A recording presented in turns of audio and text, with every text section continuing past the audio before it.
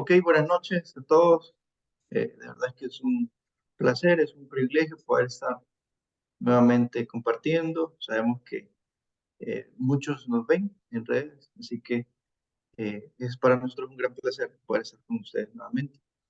Y queremos, como siempre, leer un fragmento de la palabra, de la Biblia, y poder meditar un ratito. Así que los invito a que me acompañen. Vamos a estar en esta noche leyendo Primera de Juan, capítulo 2, versículo 15 al 17. Primera carta de Juan, capítulo 2, versículo 15 al 17. Les voy a dar unos segundos para que la puedan buscar en las Biblias. Me gustaría que me siguieran en la lectura con sus Biblias. Así que voy a leer primero la versión Reina Valera y voy a terminar con una versión que se llama Nueva Traducción Viviente. Ok, leemos. Primera de Juan 2, versículo 15 al 17. No améis al mundo, ni las cosas que están en el mundo. Si alguno ama al mundo, el amor del Padre no está en él. Porque todo lo que hay en el mundo, los deseos de la carne, los deseos de los ojos y la vanagloria de la vida, no proviene del Padre, sino del mundo. Y el mundo pasa y sus deseos, pero el que hace la voluntad de Dios permanece para siempre. Y ahora leo en la Nueva Traducción Viviente, siempre del 15 al 17, dice: no amen a este mundo ni las cosas que les ofrece, porque cuando aman al mundo no tienen el amor del Padre en ustedes, pues el mundo solo ofrece un intenso deseo por el placer físico, un deseo insaciable por todo lo que vemos y el orgullo de nuestros logros y posesiones. Nada de eso proviene del Padre, sino que viene del mundo. Y este mundo se acaba, junto con todo lo que la gente tanto desea, pero el que hace lo que a Dios le agrada vivirá para siempre. Ok, les digo que ese es uno de mis versículos eh, preferidos. De hecho, más adelante lo vamos a ver. Es uno de los versículos que me puedo de memoria, ¿no? Y me gusta bastante. Pero vamos a comenzar con una breve introducción. Primero con la carta de Juan, ¿verdad? Esta carta de Juan realmente no hay, o Juan se, no se menciona, no dice yo soy Juan y yo escribo esta carta, sino que más bien por la manera, eh, el contenido, ¿no? El lenguaje y también la tradición se ha fuertemente relacionado esta carta a Juan. Ahora, no hay un saludo, no hay una despedida, por ejemplo, como algunas cartas del Nuevo Testamento. Entonces, se conoce más o menos como una circular, ¿verdad? Que valga la redundancia, circulaba entre las iglesias.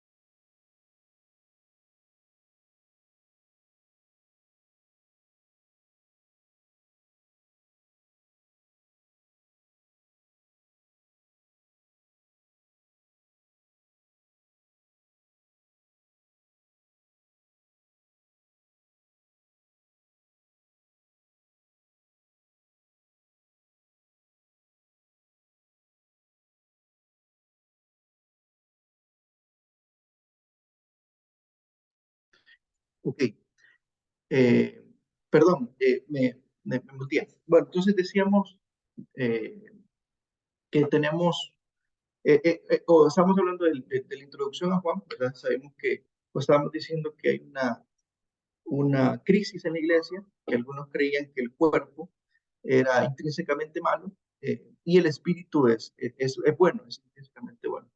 Entonces, por implicación, habían estos falsos maestros, estos falsos profetas que decían que Jesús no pudo venir en carne, ¿no? Porque como Jesús era Dios, Jesús es Dios, entonces Dios no se pudo humanar porque el cuerpo es malo. Entonces, Juan habla categóricamente con eso y aclara, ¿no? Dios, Jesús vino en carne. Todo aquel que confiese que Jesús vino en carne es de Cristo. Pero también había otra implicación que circulaba en la iglesia y era que eh,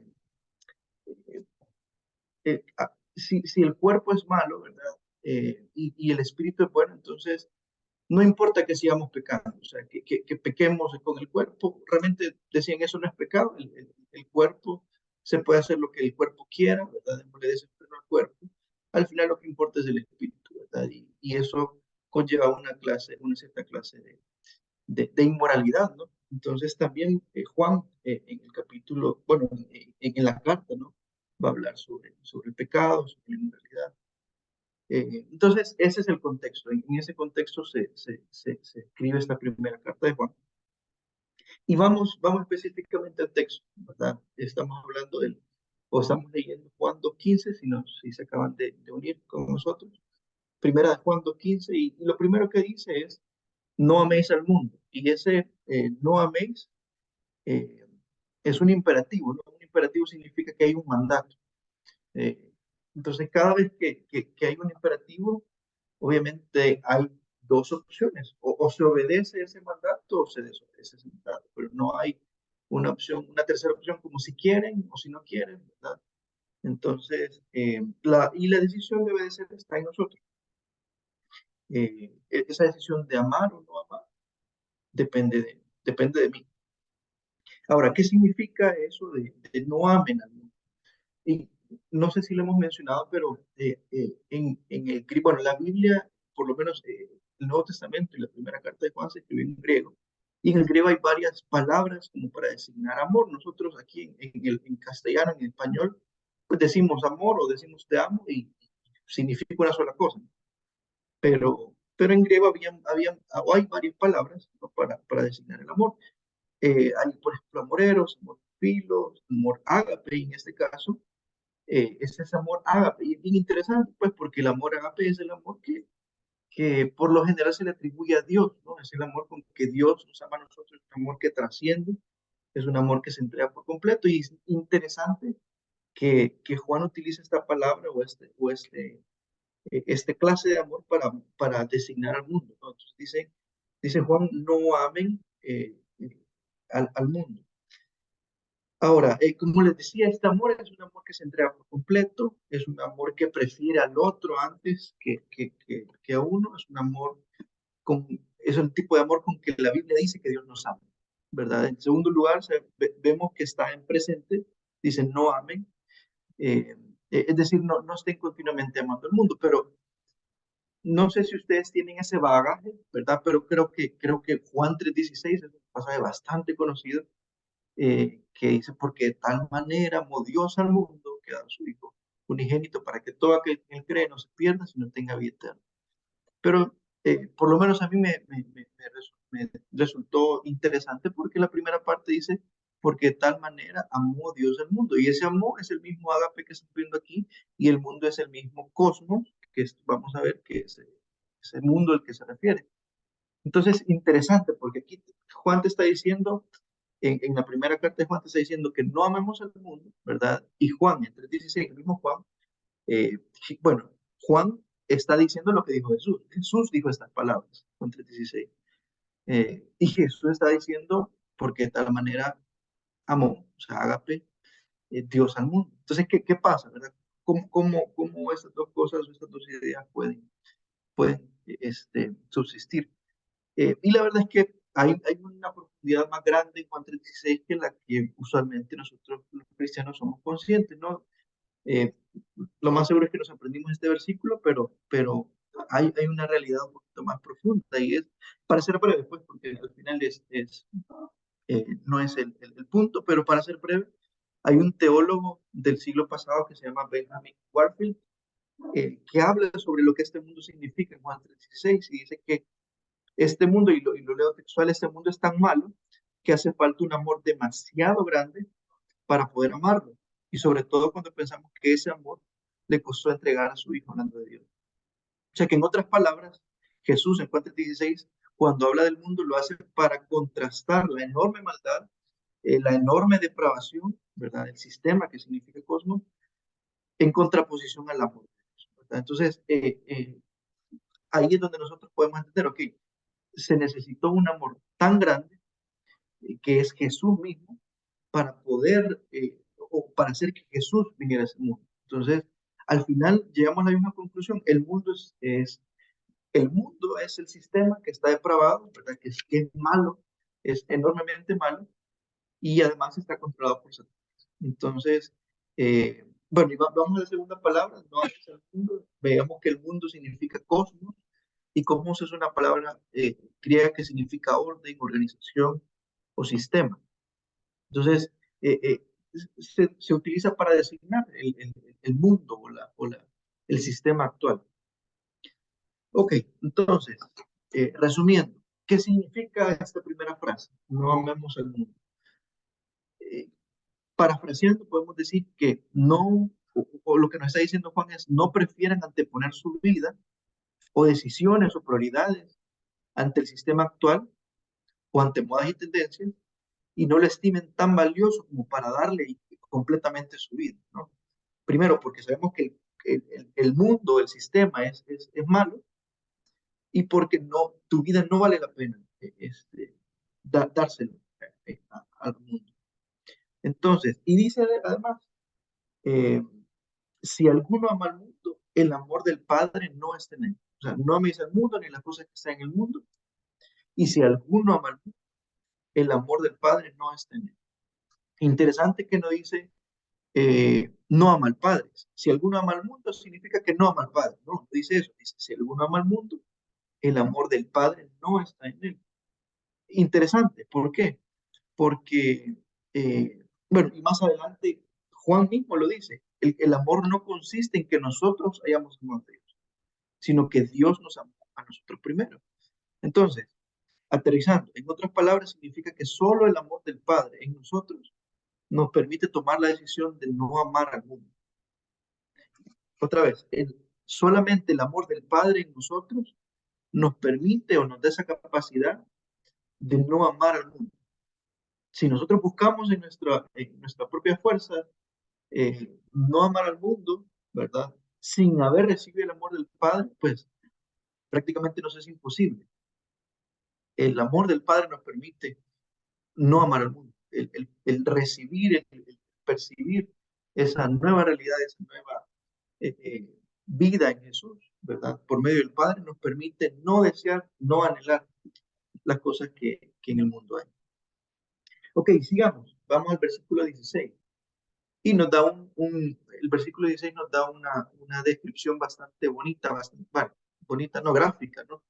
De lo que el mundo ofrece. Y lo voy a leer en la nueva traducción viviente, que yo creo que es mucho eh, más entendible, quizás no es la palabra, pero un poquito más gráfica, ¿no? Dice, pues el mundo solo ofrece un deseo, un intenso deseo por el placer físico, un deseo insaciable por todo lo que vemos y el orgullo de nuestros logros y posesiones. Entonces, vemos tres cosas. El intenso deseo por el placer físico, el deseo insaciable por todo lo que vemos y el orgullo de nuestros logros y posesiones. Y dice más adelante que nada de eso viene del Padre. Y eh, no sé, si somos creyentes desde hace tiempo, probablemente para nosotros estas tres cosas estén más que claras, ¿no? O sea, sabemos que, que hay deseo intenso por el placer físico que les agrada a Dios, que hay un deseo insaciable por lo que vemos que también desagrada a Dios, y que hay cierto orgullo interno por nuestra vanagloria, por nuestro logro, que también desagrada a Dios, pero probablemente algunos de los que nos ven o usted no tenga claridad y diga, bueno, porque al final al cuerpo lo que quiera, ¿no? O sea, si el cuerpo me pide esto, si yo quiero esto, pues ¿por qué no?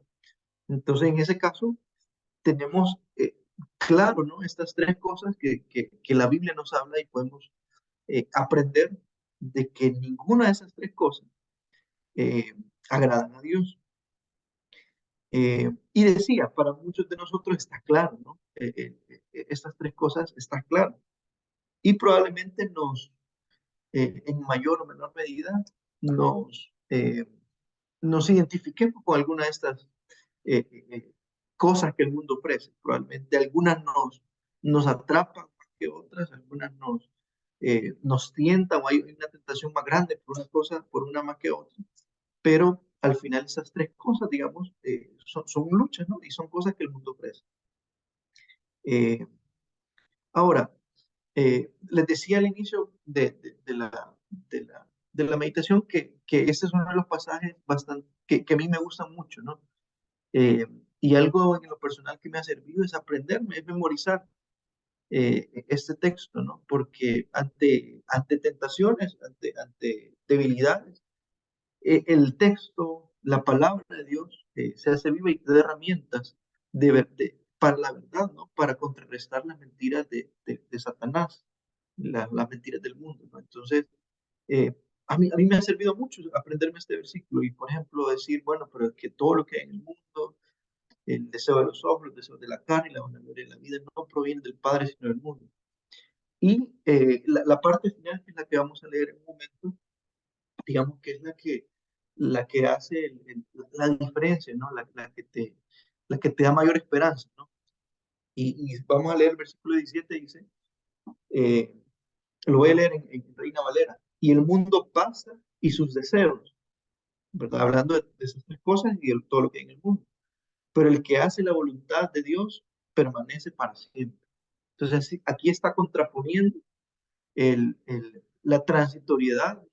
del mundo y de estas cosas, ¿verdad? Que aparentemente son gratificantes, son buenas, digámoslo así, son agradables, son ricas, ¿no? Pero son pasajeras y son temporales. Y en contraposición a esa realidad, vemos que el que hace la voluntad de Dios, esta persona no es pasajera, no es transitoria, sino que esta persona permanece para siempre. Entonces, esa es la motivación, ¿verdad? Que este cosmos, que este sistema, que esos deseos, ¿no? En algún momento se van a acabar, ¿verdad? Y con toda seguridad, esto va a ser temporal. Pero hacer la voluntad de Dios, tomar una decisión, ¿no? De, de, de dejar atrás, de no amar, de no preferir al sistema de este mundo, eh, nos va a hacer permanecer. Y bueno, y a fin de resumen, voy a resumir tres cosas que es la que hemos hablado en esta meditación. La primera es eh, en el primer versículo hablamos de no preferir anteponer nuestras vidas o nuestras decisiones o prioridades ante el sistema actual. No lo estimemos tan valioso, no creamos que es lo suficientemente valioso el mundo o las cosas que el mundo da como para entregarle nuestra vida. En segundo lugar, eh, solo el amor del Padre en nosotros nos, nos da la capacidad de no amar, de no querer, de no anhelar al mundo. No hay otra manera, ¿no? O sea, no se puede, pues.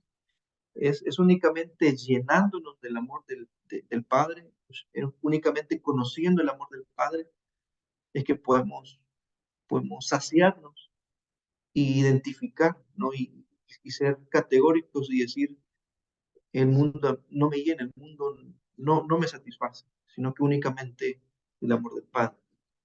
Y en tercer lugar, el hacer la voluntad de Dios nos hace permanecer para siempre, aun y cuando este mundo, aun y cuando inclusive nuestra propia vida, nuestras posesiones, nuestros conocimientos, todo lo que creamos poder tener, se acabe, ¿verdad? El haber hecho la voluntad de Dios, el haber conocido a Dios, el haber experimentado su amor, nos hace permanecer para siempre. Es una promesa de la vida eterna. Así que yo les animo, ¿no? A que en esta semana podamos meditar. Les animo también si lo ven, si les ha convencido, ¿no? Se puedan memorizar esos 3 versículos. Como les digo, en lo personal a mí me ha funcionado mucho. Es una herramienta bastante fuerte, ¿no? Ante las tentaciones, ante debilidades, ante decisiones, ¿no? Eh, y funciona como un filtro, ¿verdad? A mí me funciona bastante bien. Así que es eso. No sé si me acompañan a orar eh, unos momentitos y terminamos.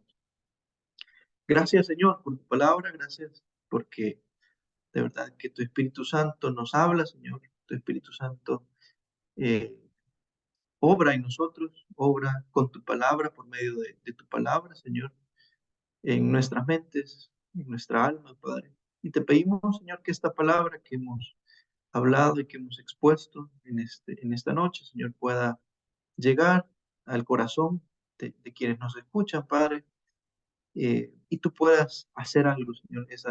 Esa palabra puede ser como una semilla, Señor, que llegue al corazón de quienes nos escuchan y pueda germinar, Señor, y pueda dar frutos, Señor.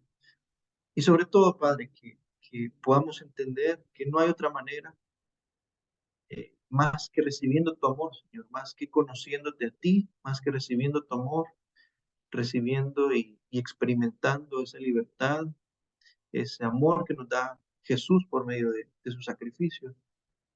Y esa libertad, Señor, nos permite vivir, conocerte a ti, Señor, y poder eh, no amar, poder no preferir las cosas que este mundo nos da, sino que tú seas todo para nosotros, Señor, que tú representes todo lo bueno hacia nosotros.